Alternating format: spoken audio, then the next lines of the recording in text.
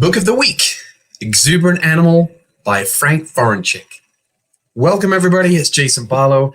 I'm here today as your therapist and as your coach to help you transform your stress, tension, and pain into health, happiness, and vitality. Every Friday, as you know now, I like to share with you my favorite book of the week. And these books are coming from a history, as you can see on my shelves behind me. Some of these books I haven't read for some time, but they had quite an impression in my mind. These are the ones that I'm bringing to the surface and sharing with you each week because they had an impact in the way that I work as a professional in this industry or personally. And usually those two go hand in hand because I love what I do, and that translates directly across to how I like to lead my life and what I want my kids to experience through their life too, right? Health, happiness, vitality. If you boil it down to what we're actually trying to achieve in this human life, I feel it would boil down to those three things. Who wants to go through stress, tension, and pain? We all have to, but who wants to have that over-enduring experience of stress, tension, and pain? We're going to go through bouts of it, but how can we radically, quickly turn that around back into a full expression of joy, happiness, and just this great energy and health and vitality? You know, I believe that we as human beings have that potential to express that for certainly an extended period of time in our life. And even though our body will eventually degenerate and age and get sick and so forth, your mental disposition will influence how you actually take that on. Just think of people you might already know in your life. You're like, where do they get that energy from? Or why are they so just, no matter what's going on in their life, they're positive, right? And they might be riddled with something terrible, but yet they've got this beautiful mindset to it. To me, that's the all-encompassing aspect of health, happiness, vitality is our mindset. That's why I keep going on and on and on about it. That's probably what I spend the majority of my time studying and diving into more and more, because I firmly believe it starts with the mind. The physical body is just this interim experience until we move on to our next life. Our mind, from my point of view and experience, I believe, moves on with us to another life. We're just in a different body. So what are we doing to create karma for ourselves in our future life is the ultimate question. All right, today's book. I'm going off tangent there a little bit, aren't I? Excellent book. I've read I think it might be three of his books now. This one today, Exuberant Animal. The essence of Forencich's work is this. You think about going to the weight room, going to do any kind of workout, especially as late teenage and definitely into adulthood, we seem to center around a very methodical, almost habitual way of doing things that centers around repetitions and sets.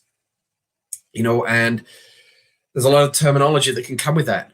From his point of view, we are designed to be very functional in our evolution. What that basically means is that there are certain movements that we're doing on a daily basis that if we integrate them into movement and we do things that we are joyful and content and happy to go do, there's a greater chance that we're actually going to continue to do them. Because there's a lot of people that go to the gym just strictly to get a particular outcome. And so they don't really enjoy the process, but they enjoy and want, obviously, a certain result. Well, what if you could have everything? What if you could have the joyful expression of movement? Because think back to when you were a child, and that's a lot of his focus, is revolving around joyful movement, joyful expression. And there's a great story in one of his books. I don't think it's this one, but it's at the beginning of the book. And he's just illustrating the power of joyful movement. And there was a great example of a young girl, this is back into the 80s, and she struggled to sit still in school. And eventually the principal said, listen to the mom, you're going to have to take her to see a doctor. Like, we need to get something organized. She just can't seem to sit still for very long in a classroom, and her attention is quite poor, and we're concerned.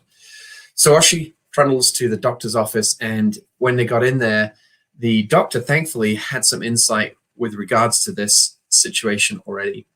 And his particular room was set up in such a way that the door had a little window to it. So he said, listen to the mom, I just want to talk to you privately. And, you know, you stay in here and we're going to talk privately outside for a moment. And as he left, he actually turned the music up. He had a little radio station. So he turned up the music and they left. And they peeked back in the room. And straight away, he obviously had this notion already that she was up, she was moving, she was expressing herself and dancing and moving and very joyfully at that. And he said to the mom, listen, there's nothing wrong with your daughter. This is how she expresses herself. My advice is don't drug her. My advice indeed is to nurture that for her. Give her more classes, let her express herself, put on music, let her pursue the arts and pursue that music and dancing and joyful movement.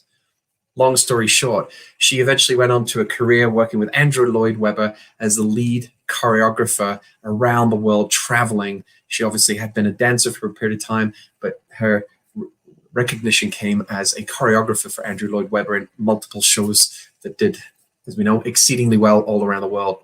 Beautiful story. Joyful movement is absolutely critical. I love to ski. I love going in the mountains and hiking and having those kinds of adventures.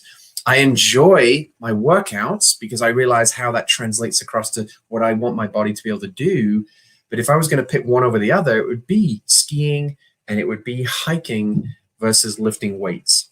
And definitely my center right now, 43 years of age, I'm shifting towards more longevity in life and have more expression to this for as long as possible. And you got to remember when we go and do physical workouts and we're centering around reps and sets and so forth, there's usually a breakdown that occurs, right? That's how we get stronger. That's how we get fitter.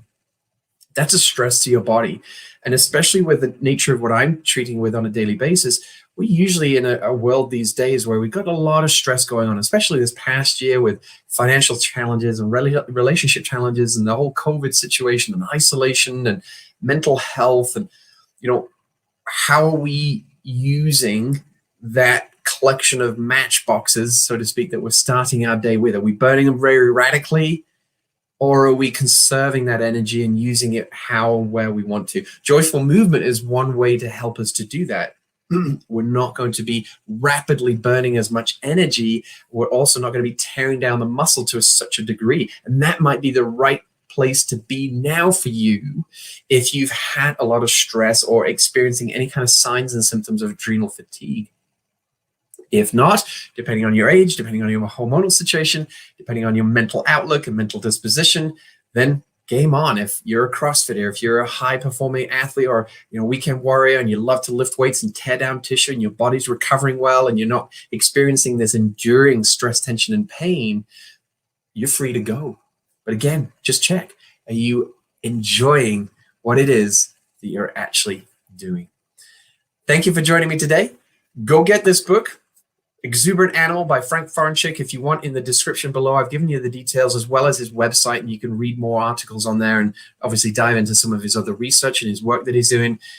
He's got some exceptional material in here. He goes from functional movement, how to move your body, but in such a way that it's fun, right? It's enlivening and it's empowering at the same time.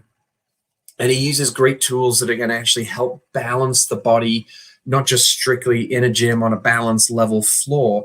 There's lots of ways you can go about training outside, barefoot, using different tools so that you have more challenge to all the dimensions of the body, not just a 1 or 2 dimension.